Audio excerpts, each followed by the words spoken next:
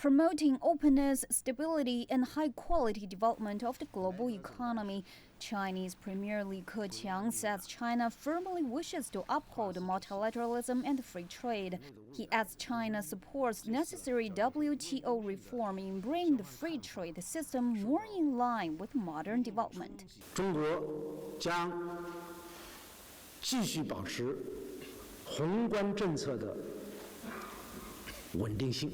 China will continue to maintain the stability of its macro policies, continue to implement a proactive fiscal policy and a moderate monetary policy, as well as making good use of the tools of counter-cyclical adjustment, thus making investments sustainable. We will make monetary policy more focused on the development of the real economy, lower the level of real interest rates, and ensure that the Chinese economy will continue to maintain full employment in the future. 投资是可持续的。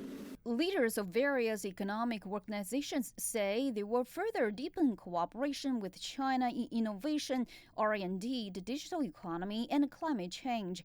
They say they appreciate China's efforts in building a fair and competitive business environment. China's leadership and full participation are necessary to our success. These are times of testing, but I'm optimistic that the spirit in evidence today in our discussions in this meeting can and will lead to an improved, more effective multilateral trading system with widespread benefits. The 1+6 Roundtable Dialogue has played a positive role in connecting China with major international economic organizations. Experts say China is looking forward to getting suggestions from these organizations on improving business environment and continue opening up to the world. Beijing called on Washington to stop the act becoming law. 香港是中国的香港。 Hong Kong is part of China, and Hong Kong affairs are purely China's internal affairs. We're telling the U.S. to recognize the situation, immediately take measures to stop the bill from becoming law. The Hong Kong government also expressed deep regret over the act, saying it's unnecessary and unwarranted. What is the act about? To begin with, the Act requires the U.S. Department of State to evaluate annually whether the Hong Kong Special Administrative Region exercised a high degree of autonomy from the Chinese mainland that it is guaranteed under the Basic Law. In response, a spokesperson from the Hong Kong government said on Wednesday that the one country, two systems principle has been fully and successfully implemented since the return of Hong Kong. Safeguarding human rights and freedoms is a constitutional duty of the Hong Kong government.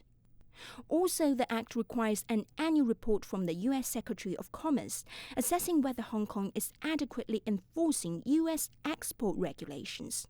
Of real concern is that the Act threatens to alter Hong Kong's special economic status. It would allow the U.S. government to withdraw recognition of Hong Kong as a separate jurisdiction from the Chinese mainland. U.S. could then impose sanctions on Hong Kong and on individuals deemed to be involved in curtailing the freedom of Hong Kong residents. Experts are worried passage of the law in the U.S. could be damaging to Hong Kong, its economy and people, and for the business interests of the U.S. and other countries.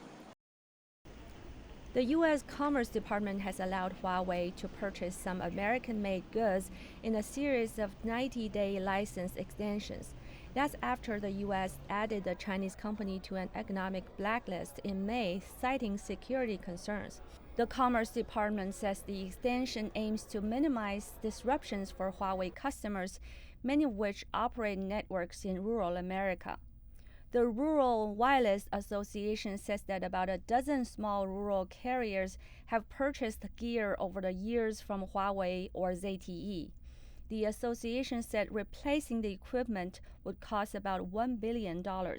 U.S. Commerce Secretary Wilbur Ross said in a statement that the extension would allow carriers to continue to service customers in some of the most remote areas of the United States. Huawei said that the extension won't have a substantial impact on its business and that it doesn't change the fact that the company continues to be treated unfairly. The Chinese company said the decision to add it to the American Entity List has caused more harm to the U.S. than to Huawei. U.S. President Donald Trump signed an executive order declaring a national emergency in May and barred American companies from using telecommunications equipment made by companies posing a national security risk. Right here will soon become the second home for shares of China's e-commerce giant Alibaba. An interesting move amid all of the chaotic scenes troubling Hong Kong right now. Recent protests may have changed Hong Kong's future economic outlook, but its stock market is still resilient. Alibaba's decision to list on the HKEX sent stocks there soaring in Wednesday trading. While Hong Kong's Hang Seng Index endured a bearish market in August, hitting a low of 25,300 on August the 13th, but has rebounded to 27,000. We are tapping Chinese investors. We are tapping, Asian-based investors. So Hong Kong is just a platform. No matter what the situation will be, I think the stock exchange will not be affected, by the recent situation. Market size, however, is not the only thing the e-commerce giant has to think about. Alibaba is Chinese, yet listed in New York. With uncertainty still surrounding China-U.S. relations, the firm is encouraged to find ways to hedge. In particularly, the relationship between China and the state has not been really stable in the past few months or years. So, strategically speaking, for Alibaba, I think need to diversify. It will help the company to obtain a broader fundraising platform. Alibaba says shares on the New York Stock Exchange and Hong Kong Stock Exchange are interchangeable. And with possible inclusion into the Stock Connect schemes between mainland markets and Hong Kong in the future, Alibaba's shares can welcome a broader base of investors.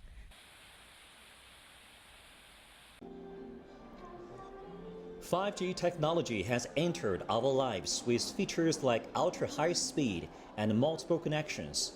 In China, its commercialization at the end of October has brought more attention and discussions, like at the first World 5G Convention in Beijing.